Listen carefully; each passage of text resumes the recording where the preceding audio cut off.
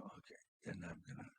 All right, good morning again, everyone. This time we're going to start our review on 1 Corinthians. This is the fourth recorded epistle that we have of Paul. He actually wrote others that are not preserved. He makes a reference later on, but this is the timing of his, or result, I should say, of his second tour, his second evangelical tour through Asia Minor, Greece, Macedonia, that area. And if you recall from Acts 16, Paul originally wanted to go north and what's now Turkey, Asia Minor there, to go to Bithynia. He was told through God's Spirit not to go to that area. Part of the reason was that at that time there were a large contingent of former members of the 10 tribes that were in that northern area. And then, of course, to the east, going more into Asia, you had the Parthian, Scythian empires, which were descendants of those 10 tribes. So that's where the other 10, or excuse me, 11 apostles initially went, with Matthias being added later. So Paul was going into the Roman world more directly. So as you see on the map there, around the Aegean Sea, on the western coast of modern-day Turkey, you have cities that we're familiar with hearing: Ephesus, Laodicea, Philadelphia, Sardis, and so forth. But as Paul began this journey, he went, instead of up through Bithynia, he went through Troas. Troas is here on the northwest corner of modern-day Turkey, Asia Minor. And then from there, he, Silas, and Timothy went to Troas, and I'm sorry, went through Troas and then on their way to Philippi up here on the south coast of the northern part, south coast of Southeast Europe, northern coast of the Aegean Sea.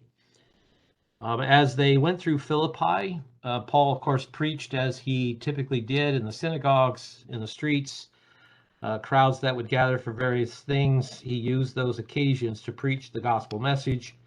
And in Philippi, there were a number of people that responded to the message God called. There was a church then established in Philippi. So then from Philippi, they traveled on to Thessalonica. Thessalonica is a little to the west in that northwest corner of the Aegean Sea.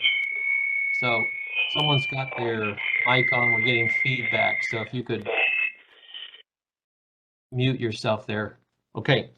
So from Philippi, then, as I said, they went to Thessalonica, and then from Thessalonica, they went to Berea. And this is all covered in Acts 16 in brief, leading up to Acts 19, because from Berea, then Paul went south all the way down to Athens. And this is the famous Mars Hill, the Areopagus there, the pedestal with the inscription to the unknown God, and that event that was recorded in Acts 17. From Athens, then, Paul went almost due west over to Corinth. And Corinth is on an isthmus that connects Achaia with Macedonia and what is now modern-day Greece. It's not very wide, and it became a central point. I'll come back to that in a moment. So in Corinth, the congregation was established as well. And Paul spent about a year and a half there, 18 months, preaching, settling the congregation, teaching them. And after leaving that area, he was originally going to go back to modern-day Syria, near where he came from in Tarsus, north of Judea. But while he was in Corinth, he met Priscilla and Aquila, and this is Acts 18, to tie some of those events together, what we have in Acts. Priscilla and Aquila had ended up in Corinth because the Jews had been banned from being in Rome.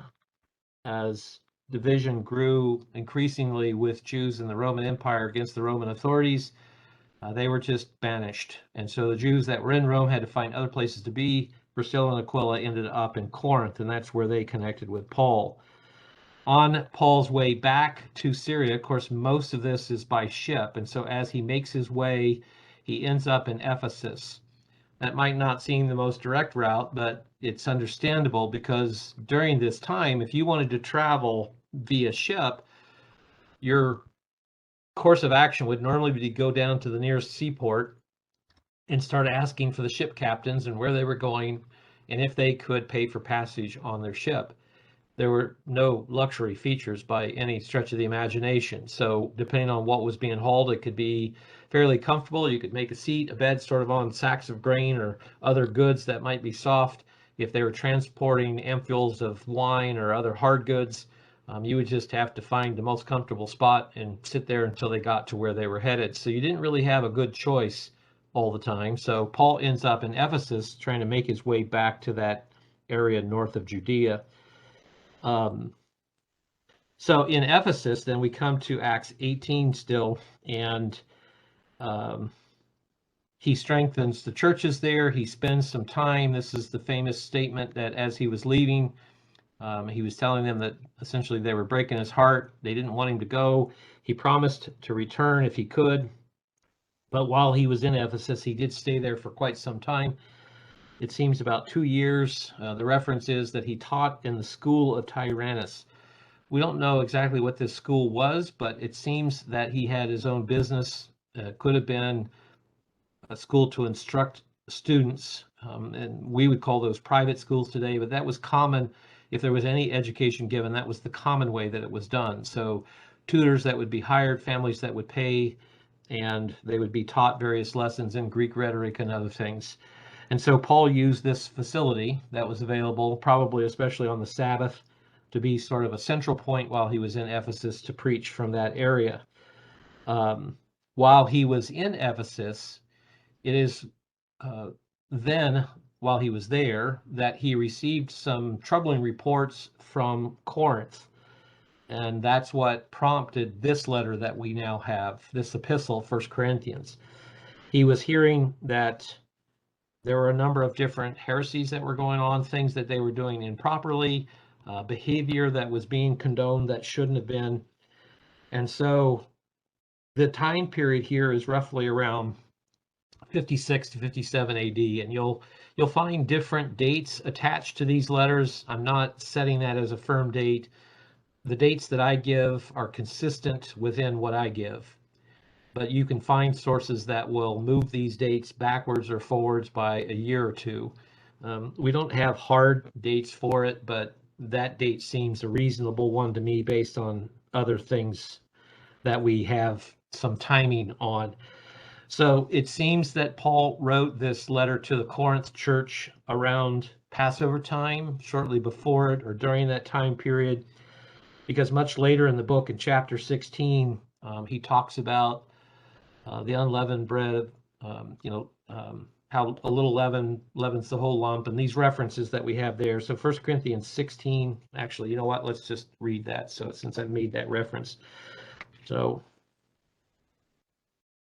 jumping ahead in the story somewhat, but for the sake of introduction here. So 1 Corinthians 16, verse 7, he says, "For I do not wish to see you now on the way, but I hope to stay a while with you if the Lord permits, but I will tarry in Ephesus until Pentecost." So that's the one reference, that if he's tarrying until Pentecost, of course, you're counting Pentecost from the Sunday during unleavened bread. And so that's the one reference. Another reference is Acts 19. Acts 19 and verse 10. He says, "And this continued for 2 years." This is in Acts 19, a discussion at his time at Ephesus. So this is in light of what I'm highlighting here. So he says, Acts 19, verse 10 again, "This continued for 2 years, so that all who dwelt in Asia heard the word of the Lord Jesus, both Jews and Greeks." So he definitely stayed, of course, over those times, would have the various holy days. And then Acts 20, verse 31, where he talks, "Therefore watch and remember the 3 years I didn't cease to warn everyone." So all of this time that he spent there, and then of course the reference, as I made earlier, about the unleavened bread, leavening a whole lump, and those sort of things, examining ourselves, and those things that we touched on back around Passover, and all that's in 1 Corinthians 11, where he talks about the new covenant, the blood and the wine, and in verse 27 of 1 Corinthians 11, the eating unworthily. We'll come to that in due course, but just to kind of highlight some of those. So then, to give some background on the city of Corinth itself, so that we understand what Paul was working with at that time. Corinth was an ancient city going back through the Greeks. They did not have a good history with the Roman authorities, though. When the Romans came to power, they did eventually make Achaia, which again is this southern part of what we now call Greece, this large landmass that, for the exception of a couple of miles of land, would be an island. So this whole region was governed out of Corinth. That was their regional seat of government. Because of this crossroads here, so you see this inlet off of the Mediterranean Sea. This is the I'm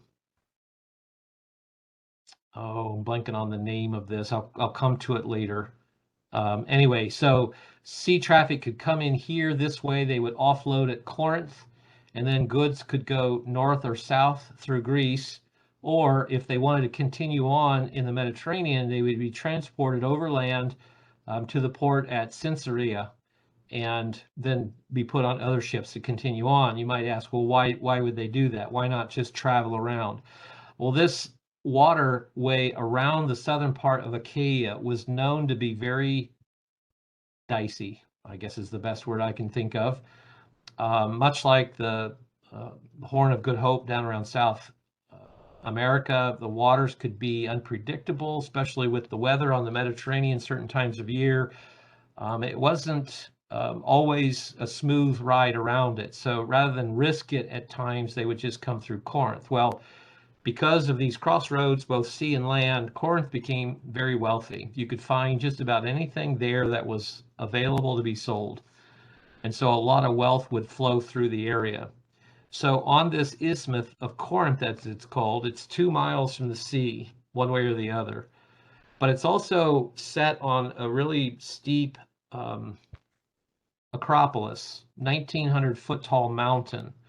And on top of this mountain was fairly flat. There was a fortress built that would defend the area. An interesting thing about that fortress was that it was not breached until the era of gunpowder. Not only was it strategic, but it was very well suited to be a point of defense for the area. But on that pinnacle of that mountain was the Temple of Aphrodite, which was the Greek god known to the Romans as Venus. Aphrodite was a fertility goddess. She was known as the goddess of love, and a lot of people use that title, but it wasn't just love, it was fertility. And she was then worshipped to bring about fertility in nature, fertility in crops, the animals, and so forth. At the base of that mountain then was also another temple of Melicertes, and he was the patron saint of seafarers because of all the sea traffic that came through the area. So you had these temples, a great deal of pagan worship that would take place in this area. I mentioned this exchange of goods and the trade routes, and how things would flow through the area. That gulf is called the Saronic Gulf. I was blanking on the name of it earlier, but that waterway here that comes in from the west and heads towards Corinth. So that's the Saronic Gulf. On the other side over here is called the Gulf of Corinth. So anyway, this area was a high traffic area, lots of trade going back and forth, in and out. And so as it became a great commercial center, the money flowed, luxuries flowed, pretty much anything was available, as I said a moment ago, but also pretty much any vice that you would want. So just picture a place like Amsterdam or New York City or some of these major cities today, and you can find pretty much anything there, but you can also find just about any vice or immorality that you might want to indulge in. To the point where with this Temple of Aphrodite or Venus, there were reportedly more than 1,000 cult prostitutes, because again, she's the goddess of fertility, And so to honor the goddess, oftentimes they would pay to have sexual intercourse with these cult prostitutes. And so not only was it honoring the goddess, but it was also a great moneymaker. So you can see as Paul preached against many of these things, why he would run up against the authorities, the businessmen, and so forth, because he was undoing a way of life. He was preaching to reject what was just permeated through the culture. So this sexualized nature of things became such a point of recognition for what Corinth was and what it had to offer, is that the Greek word is korinthiaizomai, and that word in the Greek simply means to practice fornication. In reality, what it meant was that you would essentially do anything for money, especially if it was pleasurable. And so to Corinthianize meant that you had compromised morals. The population estimates of the city range depending on the sources. Some say 100,000, some say 600,000. So pretty comparable to a lot of cities today, whether it's Milwaukee here in this area or cities of that sort of mid-tier range, as we would say today. But during this time, that was a major city. Again, because of the trade that flowed through it, because of the pagan temples that were there that also brought in religious tourists, if you will. And so all of these things played together. So it was no small city, actually.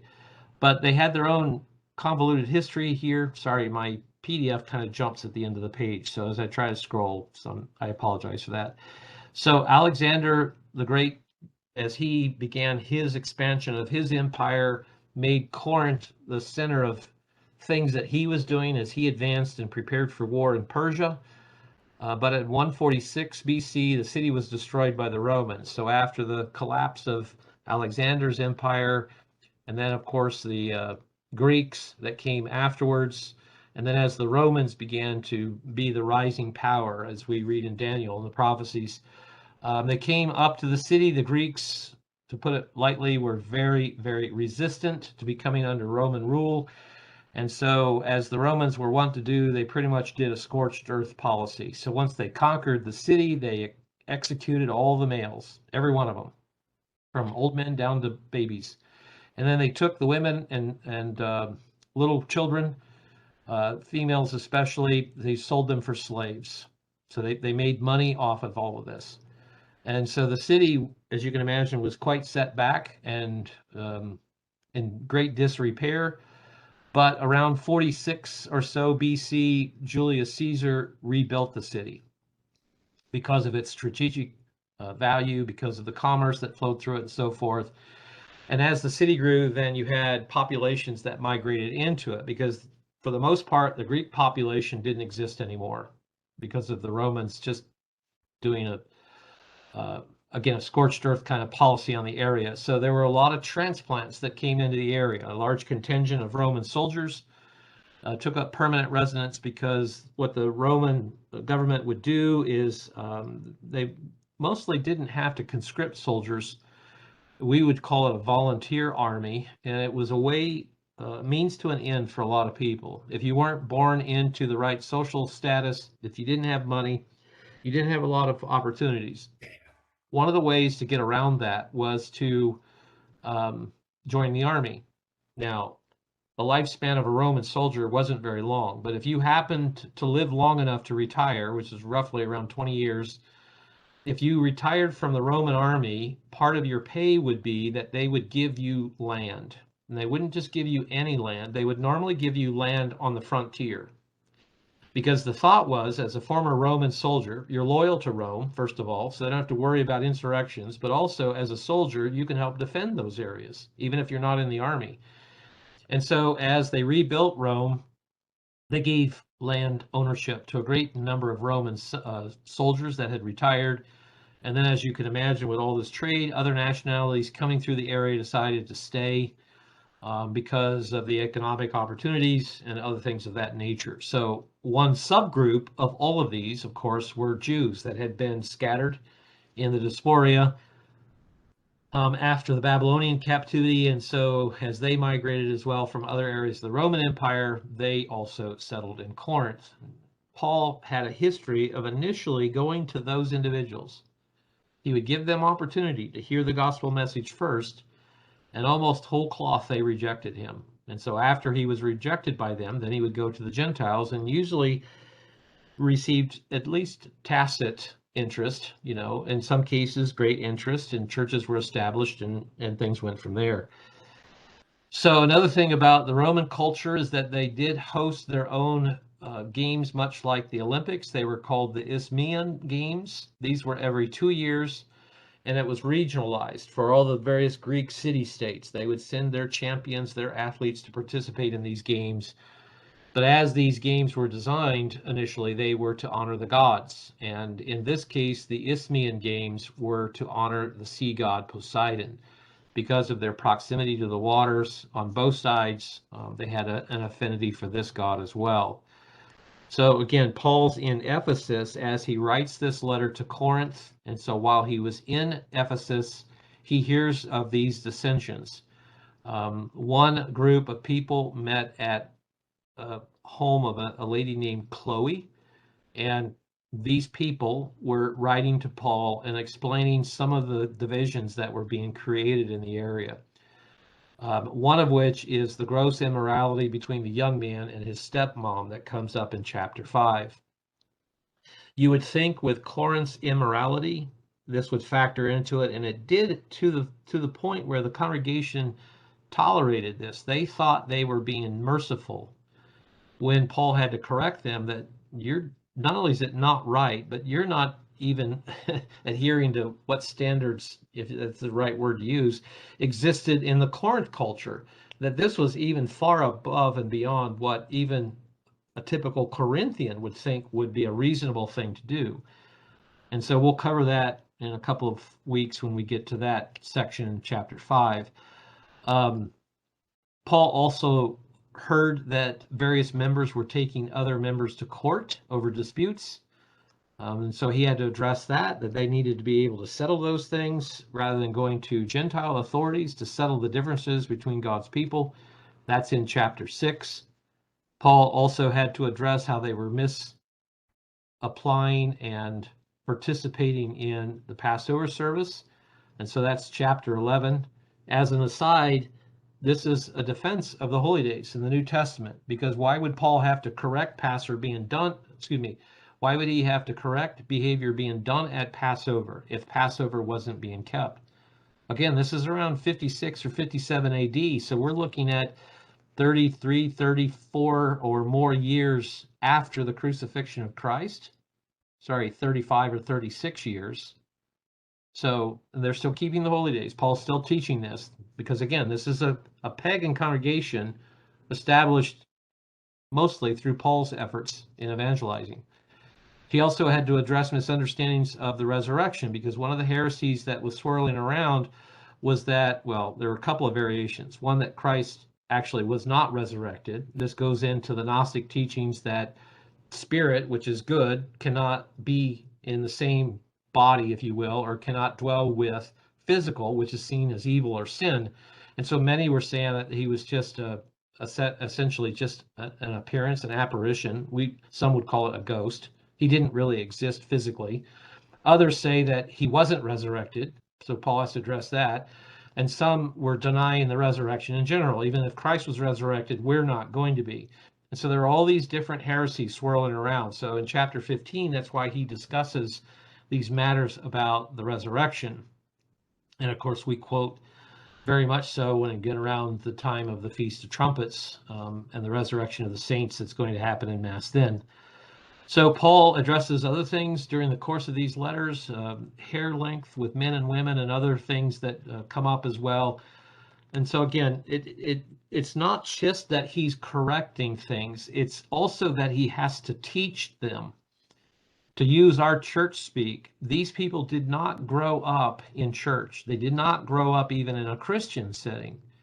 They didn't grow up with a background and an understanding of the Old Testament or Hebrew scriptures. So they had no foundation of God's word. And so it, in many ways, stands to reason that they're not grasping the whole picture here. Now, when Paul first went through the area and this church was established, there's about 4 or 5 years between when it was established and when he's writing this letter. So it's still a very new congregation, a very young church, if you will. And so it stands to reason, again, that Paul would have to address many of these things because he's continuing to teach them. But I also want to leave this thought with you, that Paul, don't think of Paul as a pastor in terms of his primary responsibility. Think of Paul in terms of what's called an evangelist. His job was to go preach the gospel message. And yes, congregations were established as God called people, but Paul typically would spend time in an area to teach leaders that he would then leave in the area as he went on to other areas. And so he came and went from Ephesus. He went to Corinth and then went to other areas. He was in Philippi. He was in these other areas. But it wasn't that he was just church planting, as some call it, and then moving on quickly. He would spend some time in the areas and he would stay in touch. And that's part of why these letters are preserved.